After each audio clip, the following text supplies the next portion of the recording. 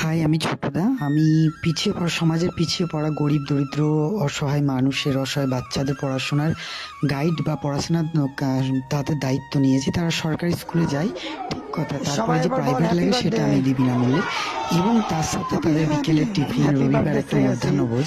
কিন্তু আপনারা একবার ভেবে দেখেছেন এই সামান্য টিফিনের জন্য ওরা কেন ছোটাছুটি করে, এত ঠেলাঠেলি করে? রোজ টিফিন পায়, তবু কেন ঠেলাঠেলি করে?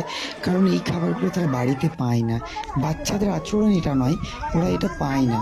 আর সেটা আমার মাধ্যমে যে আমি করে দিতে পারছি, ঈশ্বর যে সেই সৌভাগ্য করেছে, সেটা আমারও পরম ভাগ্য। তাই দয়া করে যদি টিফিনে ভাগ বসাতে চান অবশ্যই যোগাযোগ করুন। টিফিনে ভাগ বসানো বা মধ্যাহ্নভোজে ভাগ বসানো মানে আমার দায়িত্বে ভাগ বসানো। অর্থাৎ এই বাচ্চাগুলো যদি একদিনের বা একবেলা টিফিন দিতে চান, একবেলার একদিনের মধ্যাহ্নভোজ খাওয়াতে চান, অবশ্যই আমাদের সাথে যোগাযোগ করবেন। আপনার সামান্য দানে কয়েকশো পরিবারের বাচ্চাদের মুখে হাসি ফুটবে।